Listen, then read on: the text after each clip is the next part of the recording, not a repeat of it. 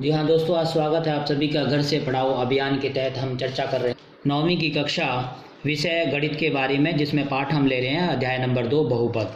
बहुपद को आरंभ करने से पहले हम कुछ इसकी टर्म्स के बारे में चर्चा करेंगे। जैसे सबसे पहले है टर्म्स हमारी चर राशि क्या होती है, जिसे हम वेरिएबल्स कहते हैं। जैसे मान लीजिएगा यहाँ पर एक 5x लिखा हुआ है, तो क्योंकि ये 5 हमारा अंक है और ये x जो है ये हमारी है चर राशि। चर राशि का मतलब जिसका मान घटता या बढ़ता रहे।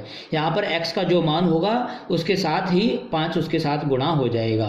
इसी प्रकार से वर्गमूल 3x की 2 प्लस x माइनस का 2, ये भी चर राशि x में है, और 4x प्लस का 5 ये चर राशि यानी कि जो जिसका मान घटता बढ़ता है। वेरी इसमें लिखा है, वेरी का मतलब जो घटता बढ़ता रहे, वेरिएबल्स कहते हैं इसको हम चर राशि। उसके बाद हम चर्चा करते हैं अचर राशि। अचर राशि जिसको हम कहते हैं कांस्टेंट। कांस्टेंट का मतलब क्या है कि जो बिल्कुल स्थिर रहे। जैसे यहाँ पर हम देखें 4x जमा का 5, 4x जमा में 5 जो है, x का मान तो जो होगा 2 होगा तो 4 दूनी 8 हो जाएगा, पर ये 5 जो हमारा स्थिर रहेगा, इसलिए हम इसको क्या कहते हैं, अचर राशि कहते हैं। अब आते हैं हम बीजीय व्यंजक। बीजीय व्यंजक क्या होते हैं, जैसे ये जो लिखे हुए हैं यहाँ पर, ये सभी के सभी बीजीय व्यंजक हैं। बीजीय व्यंजक क्या होता है, यानी कि चर और अचर राशियों को मिलाकर के जो पद लिखे जाते हैं। जैसे मान लीजिएगा मैंने लिख दिया 2x की 2 जमा 5x जमा का 7, ये एक बीजीय व्यंजक है। इसकी जगह मैं लिख दूं y जमा का y की 3/2 घटा का 1। अगर मैं लिख दूं यहाँ पर कि x की 10 जमा y की 3 जमा t की 2, तो ये सभी क्या है, ये सभी बीजीय व्यंजक हैं। परंतु इसमें इन सभी बीजीय व्यंजकों में अलग अलग, जैसे यहाँ घात सबकी अलग अलग है और अलग अलग पद हैं। इसके बाद हम चर्चा करते हैं पद। ट्रम्स क्या होते हैं, पद क्या होते हैं। जैसे ट्रम्स, जैसे ये जो हमारा बीजीय व्यंजक है 2x की 2 प्लस 5x प्लस में 7, तो यहाँ पर ये 3 अलग अलग पद दिए गए हैं। अगर हम यहाँ देखें 5x ये इकलौता यानी कि एक पदी है, जिसको हम एक पद कहेंगे। यहाँ पर 3 पद है, यहाँ 2 पद हैं, तो इस बीजीय व्यंजक की चर्चा करें तो यहाँ पर ये y प्लस y ये 3 पद का हो गया हमारा। इसको हम कहते हैं, यानी जो चर और अचर राशियों से मिलकर बीजीय व्यंजक बना होता है, उसमें जो पद अलग अलग हैं उनको हम ट्रम्स या पद कहते हैं। इसके बाद हम आते हैं गुणांक पे। गुणांक क्या है, गुणांक जैसे मान लीजिएगा ये हमारा बीजीय व्यंजक है 2x की 2 प्लस 5x जमा का 7, तो जो हमारी चर राशि के, जहाँ x की 2 चर राशि है, इसके साथ गुणांक 2 है, तो ये इसका गुणांक, जो राशि गुणा में है वो 2 है, तो ये इसका गुणांक कहलाएगी। अगर हम यहाँ पर देखें x की 2 का गुणांक क्या है, वर्गमूल 3, तो ये हमारा गुणांक कहलाएगी। तो जो चर राशि के साथ या अचर और जो बीजीय व्यंजक है उसमें चर राशि के साथ जो पद गुणा में है वो उसका गुणांक कहलाता है। यहाँ देखो, यहाँ पर क्या है 7, यहाँ पर कौन सा पद गुणा में है, यहाँ पे कोई चर राशि नहीं है, केवल अचर पद है।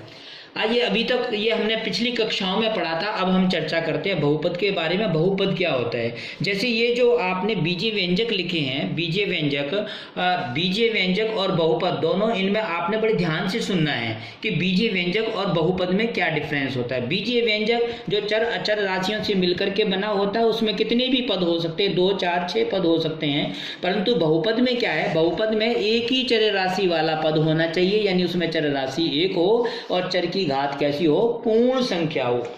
उदाहरण के लिए अगर हम यहाँ पर लें कि ये वाला पद ले लेते हैं कि वर्गमूल 3 x की 2 प्लस x माइनस के 2, तो यहाँ पर जो पद x की 2 है, x की घात 2 है, जो कि पूर्ण संख्या है, x की घात 1 पूर्ण संख्या है, तो एक चर राशि वाला है क्योंकि सभी में x है, घात पूर्ण संख्या है, तो इसका मतलब ये हमारा एक बहुपद है। तो अब आपके मन में ये आ रहा होगा बच्चों कि ये बहुपद कह दिया हमने इसको, और इसको हम कह रहे हैं बीजीय व्यंजक कह रहे हैं, तो इसमें क्या डिफरेंस है। डिफरेंस ये है कि जो बीजीय व्यंजक है उसमें y की घात पूर्ण संख्या में नहीं होती। जैसे यहाँ y की घात 3/2 है, ये पूर्ण नहीं है, और यहाँ पर चर राशि, इसमें देखें तो चर राशि x भी है, y भी है और t भी है, इसलिए ये बीजीय व्यंजक कहलाएंगे। और बहुपद में एक चर राशि होनी चाहिए और घात कैसी होनी चाहिए, चर राशि एक होनी चाहिए, घात पूर्ण होनी चाहिए। एक चर x में n घात वाले बहुपद को हम लिखेंगे इस प्रकार से, a की n x की n प्लस a की n माइनस 1 x की n माइनस 1। और जो ये ध्यान रखना है कि a की n 0 के बराबर नहीं होने चाहिए, क्योंकि ये 0 होगा तो ये भी 0 हो जाएगा, तो इसमें से घटेगा क्या, घटाएंगे कैसे, तो ये संभव नहीं हो सकता। तो बहुपद के बारे में आप अगर हमारा बहुपद, जैसे अगर एक पद वाला है, यहाँ पर x की घात 1 है तो इसको हम क्या कहेंगे, रैखिक बहुपद। घात 2 है यहाँ पे 5x की 2 + 2x + 3, इसको हम कहेंगे द्विघात। घात अगर 3 है, जो सबसे बड़ी घात देखते हैं, जो सबसे बड़ी घात है उसको देख करके हम पता करते हैं कि 3 घात है तो इसको हम क्या कहेंगे, त्रिघात बहुपद। तो ये इसके ऊपर निर्भर करता है, ये हमारा n घात वाला बहुपद है क्योंकि घात यहाँ पर n है।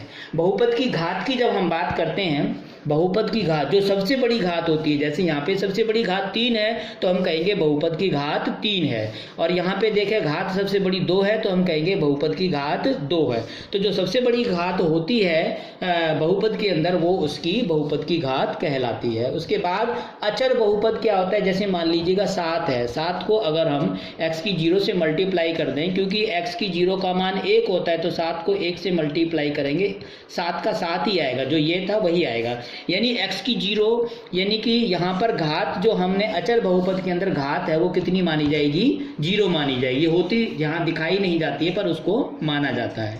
अब हम बात करते हैं शून्य बहुपद के बारे में। जैसे 7 है, ये हमारा अचर बहुपद है। अब शून्य बहुपद का मतलब क्या है कि शून्य, जिसमें शून्य हो। अब शून्य के साथ क्या गुणा करोगे, अगर x की 0 गुणा करोगे तो शून्य को जब 1 मान आएगा तब भी वो 0 से गुणा करोगे 0 आएगा।